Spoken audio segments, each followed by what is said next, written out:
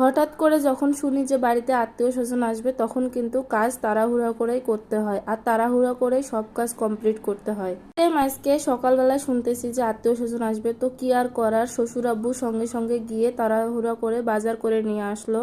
আম্মু মাংসগুলো কেটে দিচ্ছিল, মুরগির মাংস, তার সাথে রান্না করা হবে মাছ, করলা ভাজি, মুসুরের ডাল। তো আমি প্রথমে এদিকে মুরগির মাংস রান্না করার জন্য পেঁয়াজগুলো সুন্দর করে ভেজে নিচ্ছিলাম, তারপর দিয়ে দিলাম হচ্ছে রসুন, মশলা বাটা দিয়ে সুন্দর করে হালকা হালকা করে কষে নেব। কষে নেওয়ার পরে আমি দিয়ে দেব হচ্ছে মরিচের গুঁড়া, হলুদ গুঁড়া, লবণ, আর হালকা হালকা করে লাল করে ভুনা করে নিতে হবে সবগুলো, পেঁয়াজ রসুন বেরেস্তা করে নিতে হবে। আর এইদিকে আমি দিয়ে দিলাম হচ্ছে মুরগির মাংস। মুরগির মাংস দিয়ে সুন্দর করে কষায় কষায় নিতে হবে।